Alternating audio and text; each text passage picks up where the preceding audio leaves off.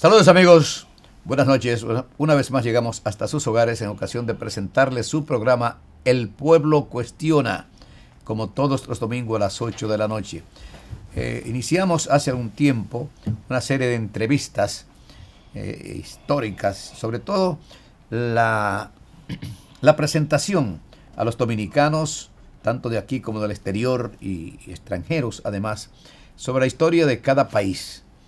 Justamente hoy nos honra con su presencia una vez más una recia figura de nuestro país, un sólido intelectual, un historiador, como lo es don Manuel Núñez, hombre que ha escrito tantas obras de historia de la República Dominicana, que ha hecho un aporte extraordinario. Quisimos invitarlo porque hoy vamos a hablar de la historia de los Estados Unidos, que a lo mejor usted vive en los Estados Unidos e ignora su historia, pero desde aquí también ignora su historia.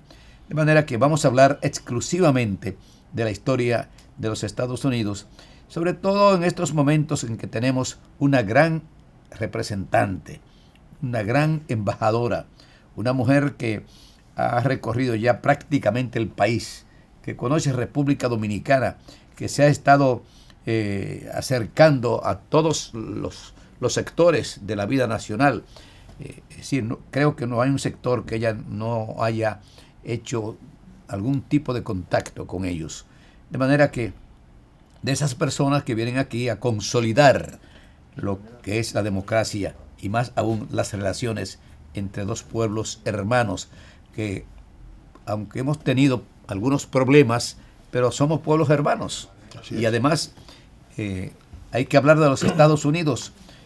Nos guste o no nos guste, hay que hablar de que ahí nació la democracia que hoy se disfruta en el mundo. Así es. En 1776.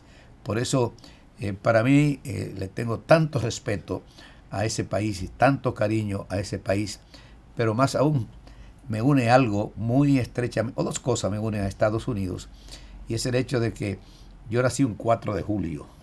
El día de la independencia de Estados Unidos. El día de la independencia de los Estados Unidos, y que parte de mi familia, yo diría que el 99% de mi familia, padre, madre, hermano, tío, todo, viven en Estados Unidos. Así es. Por eso estoy agradecido a los Estados Unidos, sobre todo por la acogida de mis familiares, de mis familias. El único que está en República Dominicana soy yo. Mis hijos, después todos están en Estados Unidos. Bueno, ya mis padres murieron en Estados Unidos, están enterrados en los Estados Unidos.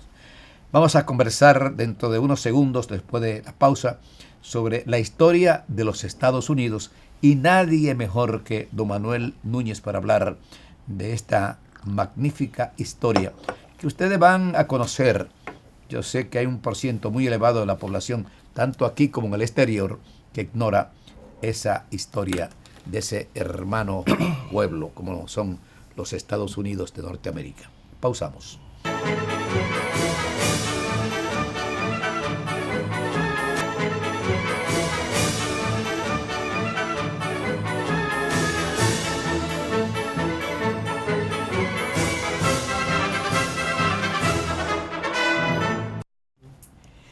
Iniciamos, amigos, El Pueblo Cuestiona y la historia, hoy con la honradora presencia de don Manuel Núñez, una reconocida figura de República Dominicana. Yo me siento orgulloso de haber nacido en el mismo país que nació Manuel Núñez, por su capacidad, por su humildad, por su sencillez, por su deseo de enseñar, él es un profesor además, por su deseo permanente de aprender cada día más. ¿Para qué? Para él, ¿no? Para llevárselo al pueblo dominicano. Por eso nos honramos con su amistad, don Manuel Núñez. Pocas gentes conocen la historia dominico-haitiana como la conoce don Manuel Núñez. Por eso quisimos traerlo para continuar con el ciclo de entrevistas sobre la historia de los países con los que tenemos relaciones. Y volvemos con los Estados Unidos. Siéntese en su casa.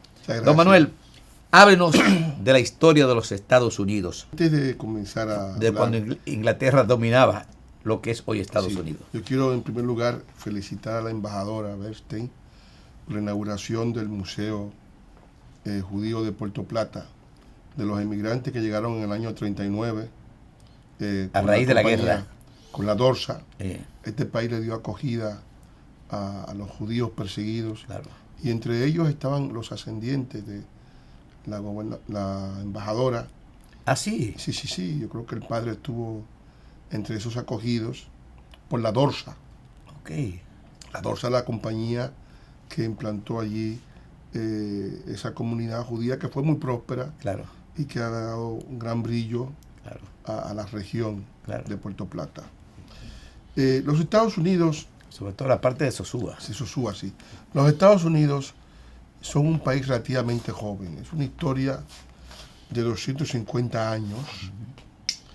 Es mucho más joven que la República Dominicana, se mira, ¿no? Porque cuando llegaron los primeros colonos hacia 1620, ya nosotros habíamos fundado dos universidades. Claro. La Universidad Santo Tomás de Aquino de 1538 y la Universidad Santiago de la Paz de 1540. Claro. El Colegio Gorjón. Claro. O sea que la colonización de Santo Domingo, de la española, es muy anterior al comienzo de la colonización de los Estados Unidos, que debutan hacia 1650, cuando ya aquí comienza justamente el proceso de implantación en la isla de la Tortuga de los bucaneros franceses, que posteriormente, a finales del siglo XVIII, dará pie al surgimiento de la colonia de Saint-Domingue, que luego sería Haití. Bueno, en el caso de los Estados Unidos, esas colonias se forman con gente que huye de Europa, que huyen de la intolerancia religiosa en Europa. Europa había vivido una etapa de cisma religioso entre católicos y protestantes, que se inicia con el Concilio de Trento de 1530 y que provocó guerras entre Francia e Inglaterra fundamentalmente, y también entre los protestantes y los católicos, entre la Reforma y la Contrarreforma. En ese momento comienza el gran proceso de migración hacia la costa atlántica de Norteamérica, que estaba poblada de indios. O sea, que también la gente cree que el país estaba vacío. No, lo que pasa es que allí sí hubo un gran genocidio, que no hubo en el continente hispanoamericano, como se ha dicho. Y esa colonización... ¿Por parte de quién el genocidio? Por parte de los colonos ingleses. Ah, de los ingleses. Sí, que eliminaron a las diversas tribus, a los Sioux, a los iroqueses, a los apaches, a los comanches. Que aún quedan algunos todavía. Bueno, quedan 2 millones, 2 millones en reserva, pero digamos que eran casi 9 millones cuando llegaron los colonos ingleses, y esos colonos ingleses establecieron una colonia de 13 colonias en toda la parte este, 13 demarcaciones, que son las que dan pie al surgimiento de lo que sería posteriormente los Estados Unidos, que sería la Nueva Inglaterra. Claro. Bueno, esas 13 Nueva Inglaterra. Sí, Nueva Inglaterra. New English. Sí, esas 13 colonias encuentran una frontera que son los Montes Apalaches. Entonces esa frontera, una vez que se independizan en 1776, si ya casi a finales del siglo XVIII, en el siglo XIX comienza el proceso de formación de lo que actualmente es el territorio estadounidense. ¿Y cómo comienza ese proceso? ¿En qué año?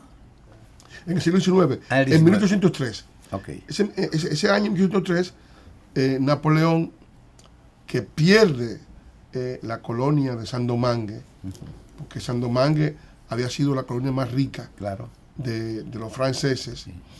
Napoleón, al perder Saint-Domingue... Lo que es hoy Haití. Lo que es hoy Haití. O sea, representaba el 80% de toda la riqueza que Francia recibía en exportación y exportación al mundo, es decir, basada en el índigo, en el café, en el tabaco y en el azúcar. Claro. Y en el algodón, hubo algodón en Saint-Domingue. Entonces, en esa colonia Francia producía 1/3 de todo lo que ingresaba a sus cajas económicas. Entonces, esa colonia era fundamental para mantener otra colonia en Norteamérica que tenía Francia, que era la Luisiana, que era un territorio de 2 millones de kilómetros cuadrados. 2 millones de kilómetros cuadrados. Al perder Saint-Domingue, Napoleón quería arruinar a los ingleses, darle un golpe a los ingleses que habían tenido conflicto con los estadounidenses, y vende a los Estados Unidos la Luisiana. Y ahí comienza el gran proceso de expansión. La Luisiana es un territorio que no estaba ni siquiera demarcado. Había 35.000 franceses allí. Todavía en la zona de la Luisiana hay un cierto bilingüismo, porque se habla el francés norteamericano que llaman Cajun, Le Cajun, y en Nueva Orleans, que es el nombre de la dinastía francesa, allí era, digamos, el centro, la capital de esa demarcación francesa, que estaba muy poco poblada, estaba menos poblada que Saint-Domingue. Entonces, sin Saint-Domingue, Napoleón considera que ya es imposible mantener el control de esa colonia y quiere hacerle daño a los ingleses, y para debilitarlo le vende la Luisiana a los ingleses. Y entonces ahí se inicia ese proceso de expansión. Es a partir de 1803. Luego, en 1803 sigue el proceso. Ellos compran a Inglaterra el estado de Oregon para alcanzar la costa pacífica, porque estamos hablando de un país que tiene 2 grandes océanos, el Atlántico al este y el Pacífico al oeste. Pero en 1803 ya se había producido la independencia, en 1776. Sí, claro. Sí, digamos que en ese proceso, del 3 al 76, es que se inicia ese proceso de expansión. Ahora bien, la expansión se inicia en el 1803. Esa expansión encuentra otra barrera, que son las montañas rocosas. Las montañas rocosas. Rocosas, sí, que están ya prácticamente en el lado oeste de Estados Unidos. Entonces esa barrera también la quieren alcanzar. Sullivan había hablado del destino manifiesto, y esa barrera la alcanzan cuando compran el estado de Oregon. Posteriormente, en 1844, al momento 1844. Sí, de la independencia, se inicia el proceso de incorporación. O sea, coincide con nuestra independencia, entonces, con nuestra separación de Haití. Con nuestra independencia, sí, claro. Ahí se inicia la incorporación de el estado de Texas, que era una república independiente de Texas, que se pelea con el Santa Ana, y esa pelea entre texanos y mexicanos, o sea, una república mexicana, pero que se llamaba República de Texas, hace que Texas se incorpore a los Estados Unidos en 1845, y tras la incorporación se desata la guerra entre Estados Unidos y México. La guerra entre Estados Unidos y México va a producir que México pierda el 40% de su territorio.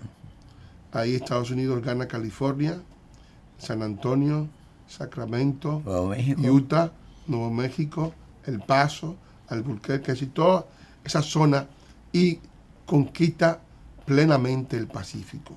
Claro. El Océano Pacífico, es decir. Entonces, a partir de ahí se inicia también el proceso de expansión hacia abajo, hacia el Río Grande, con el estado con el presidente Polk, y eso hace que Estados Unidos pueda ya a mediados del siglo XIX prácticamente tener el control del espacio que hoy tiene. En 1860 y 5 logran, tras la guerra de secesión, logran adquirir Alaska a los rusos, que ya le da también el... ¿En cuánto los rusos vendieron eso? En $5 millones. ¿Y España en cuánto vendió Miami? Bueno, España fue... La Florida. La Florida. España lo vendió al presidente Jackson creo que eran $2 millones, eso no era mucho dinero. $2 millones. Sí, sí, o sea que eran una suma ¿En qué año? Grandes. Fue en el siglo XIX. En el XIX. Fue tras el Tratado de San Ildefonso, por el cual España también, porque España tuvo el control de la Luisiana y lo perdió de los franceses, y tras Ildefonso, el presidente Jackson, ya una vez en su gobierno, le adquirió la Florida para tener el espacio marítimo del Golfo de México. Es decir que todo eso conformó un territorio de 9.5 millones de kilómetros cuadrados. ¿Qué es lo que tiene Estados Unidos? Que es lo que tiene Estados Unidos actualmente. ¿5 millones? 9.5 millones. 9.5 millones. Sí, sí. Que junto con Canadá, que tienen más o menos lo mismo, son los dos estados grandes de América del Norte. Estamos ahí entre una geografía que se completa, ¿no? Y que se completó en el mismo proceso de formación de las independencias de los países americanos, porque cuando surge la incorporación de Texas, la mayoría de los países ya se habían libertado del yugo colonial europeo. Por eso Monroe, el presidente Monroe, habló de la tesis de América para los americanos, porque él decía que en el momento en que él hace la tesis, todavía Estados Unidos no había completado su espacio territorial. América para los americanos. Los americanos. Bueno, de 1820. Debe haber dicho Norteamérica para los norteamericanos. Bueno, pero digamos que el nombre de América ellos lo monopolizaron, porque en cierto modo el nombre de América no debió ser Colombia, el continente. Claro. Porque es Cristóbal Colón. Sí. No fue Américo Vespucio, el italiano que hizo la cartografía, el que puso los pies en el continente con la finalidad de iniciar justamente en esta isla la primera expansión europea. Las 13 colonias, ¿cuáles fueron las que hicieron posible? Las 13 colonias, bueno, está desde Nueva York, Boston, hasta Georgia, ¿no? Es decir, toda esa franja, que es la franja... Comienza en Boston. Comienza en Boston, claro.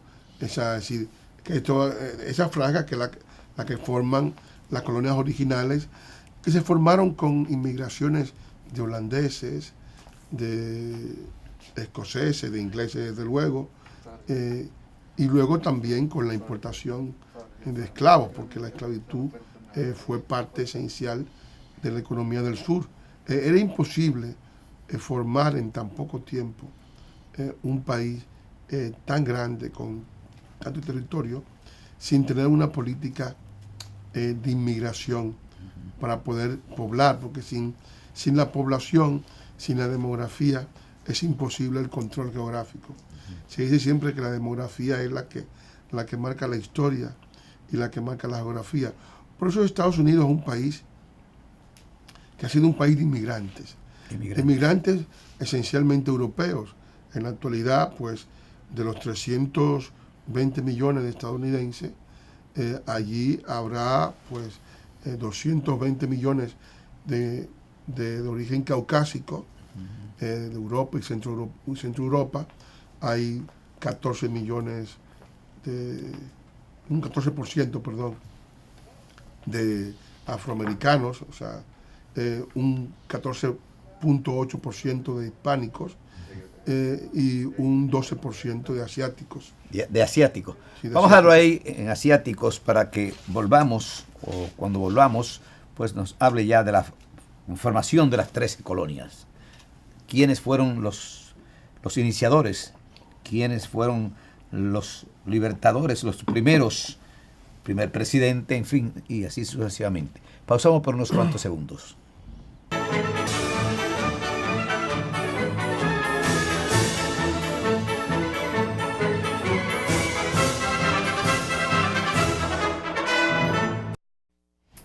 Continuamos, amigos, con este importantísimo programa, y digo importantísimo programa porque no somos pocos los que ignoramos la historia de los Estados Unidos, tanto los que están allá, yo creo que hasta los mismos norteamericanos ignoran su historia real, y ni hablar de los que han emigrado a Estados Unidos. Y yo sé que República Dominicana, pues no somos pocos los que ignoramos esa gran historia donde nació la democracia. Sí, así mismo. Nació la democracia en los Estados Unidos. Así es. Y eso hay que decirlo. Nos duela, no nos duela, nos guste, no nos guste, en fin, sobre todo a los que son pro antinorteamericanos. Yo no soy pro antinorteamericano. Yo soy amigo del pueblo norteamericano, aunque he criticado en determinados momentos y he actuado cuando he considerado que ellos no han actuado bien, como fue en abril del 65. Las 13 colonias, ¿quiénes fueron los personajes que fueron capaces de formar esas 13 colonias? Bueno, en ese momento de la vida americana, la organización política que el país se va a dar se va a inspirar fundamentalmente de un acontecimiento europeo que fue la Revolución Francesa. Claro. La Revolución Francesa va a tener una enorme influencia porque 14 de julio. el 14 de julio de 1789. Claro. 2 años después de la independencia norteamericana. Bueno, la norteamericana es 76. 76, estamos hablando del 89. 89, sí. Sí. Bueno, fueron varios, sí. Casi 12 años después. 12 años, sí. Pues bien, este hecho va a ser fundamental. ¿Por qué? Porque en el momento mismo en que se produce el acontecimiento en Francia, que va a tener en Francia unas repercusiones que durarán 80 años, sin que el país pueda organizarse, porque la Revolución Inglesa de Cromwell instauró una monarquía constitucional, o sea, conservó el sistema monárquico en los términos formales, pero sin los poderes absolutos contra los cuales luchó la Francia que inaugura su revolución en 1789, y Francia va a dar varios tumbos, porque la Revolución Francesa va primero hacia la convención, es decir, hacia una fase democrática, luego entra en una fase dictatorial con Robespierre, luego entra en una fase, se inspira del pasado con el consulado de Napoleón, y luego llega a la fase imperial, y luego cuando Napoleón cae en 1814, vuelve la monarquía. Y Francia va a tener una república formal en 1873 con Thiers, y los Estados Unidos ya en aquel momento, en contraste, en el mismo año de la revolución, los Estados Unidos son el primer país que elige a un presidente de la república, el primer país del mundo. ¿En qué año exactamente? 1789. O sea, cuando la Revolución Francesa. Sí. En Francia comienza la revolución. Sí. Los Estados Unidos ya son el resultado que va a buscar la revolución por 80 años. Si lo que Francia anuncia, Estados Unidos lo consigue en el mismo momento en que Francia lo anuncia, que es la aspiración a un gobierno elegido por el pueblo, con la fisonomía que el teórico francés, el filósofo francés, Le Baron de Montesquieu, decía que debía tener el Estado 3 poderes: el poder ejecutivo, que lo encarna el presidente de la República, con todo su gabinete; el poder legislativo, que descansa en las cámaras, que es realmente y el judicial, el poder que representa a todos, porque el poder legislativo representa al que gobierna, claro, y al que no gobierna. Gobernantes y gobernados. Sí, es decir, a la oposición y al poder actuante del momento, y el poder judicial, que debería ser independiente para que los derechos de los ciudadanos puedan ser garantizados, sean respetados, porque si no hay un poder judicial independiente, claro, el derecho del ciudadano puede ser burlado por la autoridad, claro, o por cualquier agente privado. Claro. Eso se dio en Estados Unidos en aquel momento. Y el primer presidente en el mundo fue George Washington. Alguien dirá, bueno, elegido democráticamente. Democráticamente. Claro está, hay que situarse en la época. Claro. En esa época todavía existía la esclavitud en Estados Unidos. Los esclavos no eran, digamos, agentes del voto, es decir, no tienen derecho al voto. Sí, ni tampoco tenían derecho al voto las personas que no eran propietarios. El voto que existió en los Estados Unidos al momento de su independencia era un voto que era el que había aspirado a tener Francia, que era el voto de los que tenían algo que perder, el voto de los propietarios, llamado el voto censitario. ¿El voto? Censitario. Censitario. Sí, sí. O sea, el voto de las personas que tenían propiedad.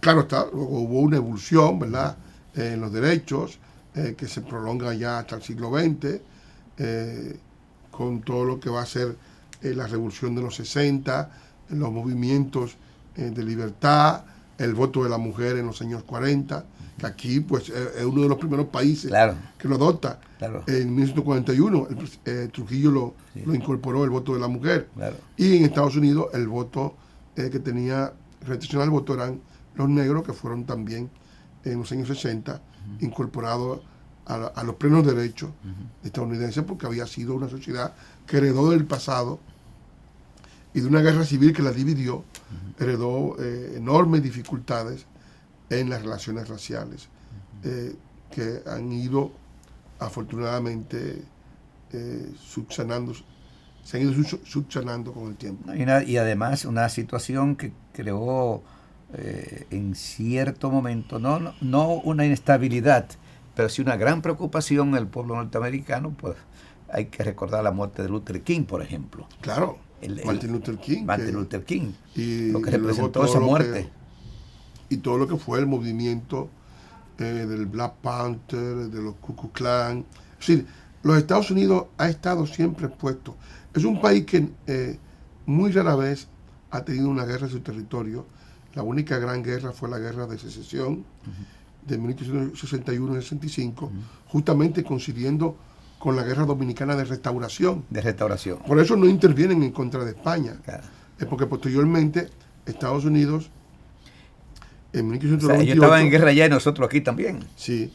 En 1898 entró en la guerra contra España a favor de la independencia de Cuba, y eso hizo que se quedara con las colonias españolas de Puerto Rico, en cierto modo con una especie de tutela sobre Cuba, y las Filipinas, y la isla de Guam, también en el Pacífico. Sí, todo eso pues fue parte. Es el único momento en que Estados Unidos actúa como una potencia colonial, porque ellos habían tenido siempre una hegemonía, pero no una hegemonía colonial. O sea, nunca habían estado en guerra. Entraron a la Primera Guerra Mundial en 1917 con el presidente Wilson, porque le hundieron un barco que iba en la Primera Guerra Mundial. La Primera Guerra Mundial. Y la Primera Guerra Mundial, tras la Primera Guerra Mundial, que ya son reconocidos mundialmente como una potencia hegemónica en el continente. ¿Quién gobernaba en Estados Unidos durante la Primera Guerra Mundial? Wilson.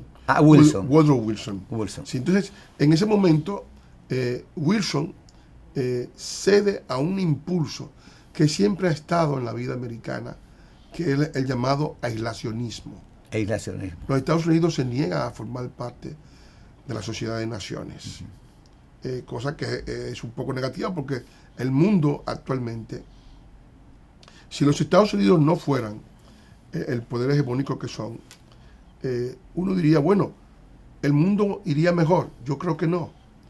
¿Por qué? Porque supongamos que ese poder hegemónico que en cierto modo ejerce Estados Unidos no es el poder nada más de policía del mundo, porque la potencia americana no se basa únicamente en el predominio militar. Decía este señor Brzezinski, que fue el consejero de Jimmy Carter, él decía que los Estados Unidos no solamente tienen una superioridad militar, que la tienen en el mundo entero, son el primer país militar del mundo, es decir, tienen 11 portaaviones en el mundo entero, tienen 6 flotas regadas en todo el mundo, y al mismo tiempo eso hace que tengan una especie de presión, ¿no? del hard power, del poder duro en el mundo entero. Pues también tienen un poder económico muy importante, son un gran país productor de alimentos, de tecnología, el primero del mundo, de innovaciones.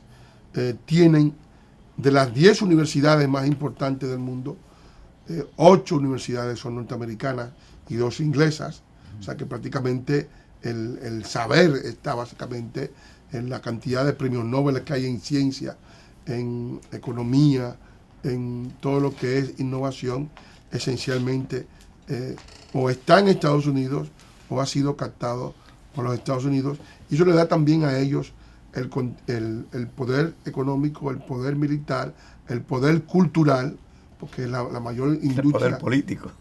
El poder político, es decir, la mayor capacidad de influencia. Claro. Es decir, que eso es lo que le da a esa potencia, esa configuración. Se supo aprovechar Estados Unidos, diríamos, al final de la Segunda Guerra Mundial, de los cerebros, diríamos, alemanes y de otros países. Estados Unidos siempre estuvo receptivo. No olvidemos que es un país esencialmente construido por la inmigración, porque en un país de 9.5 un país de inmigrantes, millones de habitantes, en un territorio tan grande, actualmente Estados Unidos tiene 34 habitantes por kilómetro cuadrado. Es decir, una densidad... 34 habitantes por kilómetro cuadrado, la densidad de población de los Estados Unidos. Es decir, estamos hablando de una densidad de población que es menor que la que tenemos en el Caribe, menor de la Centroamérica. En Sudamérica, la densidad de población es aproximadamente de 24 habitantes por kilómetro cuadrado. En Centroamérica son 89 habitantes por kilómetro cuadrado. En la isla de Santo Domingo, o la Española, como se me ha llamado, la densidad de población en Haití es de 340 habitantes. 340 habitantes. Por kilómetro cuadrado. En la isla. No, en Haití. En Haití. Y en República Dominicana es 198 habitantes por kilómetro cuadrado. O sea que Estados Unidos es un país que tiene una enorme posibilidad. Es un país que no tiene, no está en ese proceso de sobrepoblación, claro, que hay en otros países. Y para poder tener el control del territorio, para poder explotar las inmensas riquezas del territorio y para poder proyectar su poder al mundo, tenía necesidad de recibir inmigrantes. Por eso la noción de la inmigración tiene en Estados Unidos un papel diferente. ¿Qué rol piensa usted han jugado los inmigrantes en Estados Unidos? Yo creo que han sido muy importantes. Han sido importantes en lo positivo, esencialmente, además también de lo negativo, porque también la inmigración a Estados Unidos ha recibido la mafia, una serie de elementos indeseables que han también encontrado allí su refugio. Claro. Y al mismo tiempo, Estados Unidos tiene en la actualidad como potencia dificultades que están también relacionadas con la inmigración, porque la economía mundial de Estados Unidos, que Estados Unidos dominaba era una economía basada en la industria. Ahora la economía mundial está basada en la tecnología, y la inmigración, para poder ser un factor de riqueza en los Estados Unidos, debe ser una inmigración selectiva, es una inmigración de cerebros, ¿no? ¿Por qué? Porque es la inmigración que estamos viendo en toda la costa oeste norteamericana, que es el centro tecnológico del mundo, en la Silicon Valley. Es decir, que básicamente están inmigrando ingenieros de la India, ingenieros de Asia, que tienen una gran cantidad de gente diplomada, ¿verdad?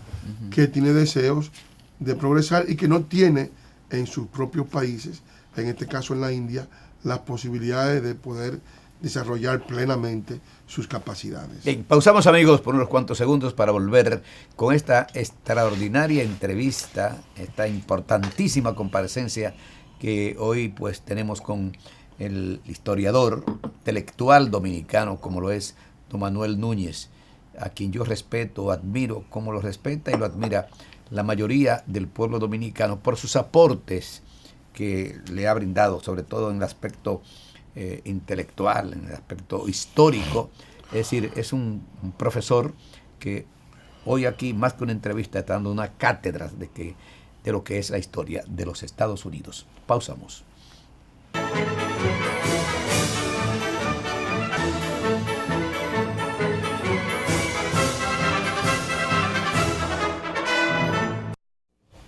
Continuamos, amigos, con esta importantísima comparecencia, yo diría una de las más importantes a nivel histórico y sobre todo educativo. Y digo histórico educativo porque realmente siempre hemos dicho de que la televisión, entre otras funciones, tiene la de educar también. La de educar, la de tratar de trabajar por en muchísimas áreas, la paz, la confraternidad, pero la educación fundamentalmente y la salud. Por eso nosotros nos dedicamos muchas veces a traer tantos intelectuales, tantos médicos, figuras que van a aportar a República Dominicana, porque cuántos dominicanos y extranjeros no se están enterando en estos momentos de lo que es la historia de los Estados Unidos, gracias a un dominicano estudioso que se dedicó justamente a estudiar la historia, no solamente de nuestro país, que se la sabe al dedillo, sino también de otros países. Bueno. Los primeros presidentes de Estados Unidos, después de Washington. Los primeros presidentes de Estados Unidos esencialmente se centraron en consolidar un Estado y una nación basada en unos derechos, el Bill of Rights, no decir, unos derechos básicos que fuesen aplicables en los que van a ser los 50 estados que van a formar Estados Unidos. Cada uno de esos estados está formado por usos y meridianos, de modo tal que tengan una proporción igualitaria. Y esos estados se van a formar en torno a los valores fundamentales de la nación estadounidense, basada justamente en la libertad, que ha sido el gran norte, en todo lo que es la propiedad, que Estados Unidos ha sido un país defensor de la propiedad, y también en lo que es el valor religioso, porque todos los presidentes estadounidenses juran ante una Biblia, ¿no? Que van a hacer cumplimiento a lo que es la vida estadounidense, lo que ha sido mantener la continuidad histórica de ese país en el tiempo. O sea, sobre una Biblia, con la mano puesta sobre la Biblia, exacto, ellos juran cumplir y hacer cumplir la Constitución, que ha tenido muy pocas modificaciones. Sí. O sea, pequeñas enmiendas lo que ha tenido. 24 enmiendas. Enmiendas. Y aquí tenemos 39 modificaciones.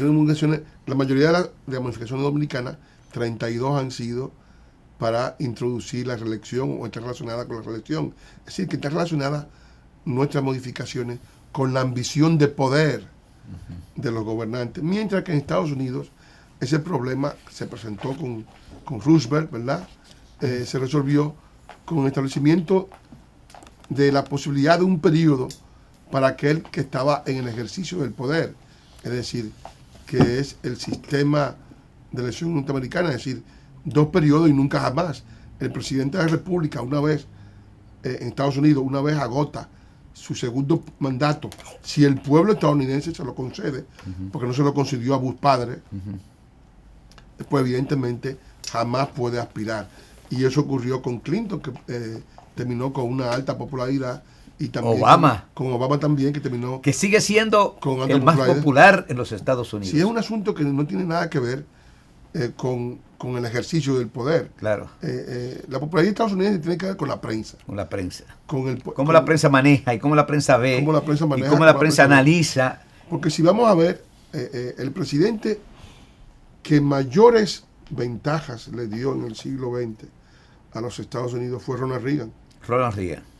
Ronald ¿Por Reagan, qué? ¿Por qué? O sea, por varias razones. Ronald Reagan es el presidente que resolvió el problema de Centroamérica, es decir, el problema de las elecciones en Nicaragua, que había allí una base soviética. En Nicaragua estábamos todavía hablando de la Guerra Fría. La Guerra Fría es la hostilidad que va a existir entre Estados Unidos y la antigua Unión Soviética, que va desde 1947 hasta 1989. Por cierto, que este sábado se cumplen 30 años de la caída del muro de Berlín, o sea, de la destrucción del comunismo. Se cumplieron ayer. Exactamente, sí. Es decir, que se cumplieron ayer, sí, de todo lo que fue ese fenómeno. Y Reagan es la persona que resuelve el problema de Centroamérica, de la guerra de Centroamérica, porque toda América Latina fue sacudida por la subversión en contra del Estado, porque se creó toda la utopía de que estos países iban a ser salvados por un sistema paradisíaco creado por el comunismo. Pero eso surge después de la Revolución Cubana. Exacto, no, pero no, desde antes. Sí, en la Revolución Cubana, digamos, es un momento de culminación, pero digamos, las guerrillas y la de Colombia. De Colombia, es decir, en Colombia hubo antes en el 48. Y luego después. Es decir, que todo el continente americano, guerrillas en Centroamérica, guerrillas en Venezuela con John Sosa, guerrillas en Colombia, todavía hay guerrilla en Colombia, primero con Camilo Torres y luego con Marulanda, guerrillas en Brasil con Marighella, guerrillas en Argentina, guerrillas en Chile con el MIR, en Uruguay, en Perú con Tupac Amaru y luego con Sendero Luminoso, en Uruguay con el grupo Tupac Amaru. Sí, aquí mismo hubo la guerrilla de Camaño, la guerrilla de Hanley Herman, la guerrilla de primero la de Manolo. La de Manolo, que también tiene... Bueno, primero los expedicionarios que llegaron por Constanza, Mamón, Esterondo. Pero eso era para tumbar una dictadura, pero digamos, yo digo la guerrilla... la guerrilla, sí, como guerrilla. Que tenían como finalidad claro, implantar un régimen socialista. Okay. Entonces, ese momento, cuando llega Reagan al poder, Reagan decide ponerle, digamos, desactiva en Nicaragua unas 7.000 cohetes que estaban apuntándose a Panamá con la salida de los Ortega en ese momento, logra las paces de Esquipulas para El Salvador y en Centroamérica y también Guatemala, y desactiva lo que iba a ser una base soviética en Granada, que apuntaba hacia el petróleo que estaba en Venezuela, y en el momento mismo en que sus consejeros encabezados por Kissinger, le dicen a Reagan que debe hacer el Tratado SALT III, Reagan sigue al que era consejero de Carter, que le dice, no, Reagan, los rusos están liquidados, vamos a la guerra de la galaxia, y la guerra de la galaxia termina derrumbando a la Unión Soviética en 1991. Es decir, que estamos hablando de que Reagan es prácticamente el que sin tirar un solo tiro le pone punto final a lo que era, digamos, la rivalidad terrible. Finalmente, para eliminar, diríamos, los regímenes comunistas, o el comunismo, si es correcto decirlo así, ¿no cree usted que jugó un rol protagónico el Papa Juan Pablo II, así como también el sindicato Solidaridad de Wałęsa? Así es, Juan Pablo II fue un elemento fundamental en todo lo que fue el derrumbe del comunismo en Europa, del este. Juan Pablo II lo había padecido porque él vivió en ese país.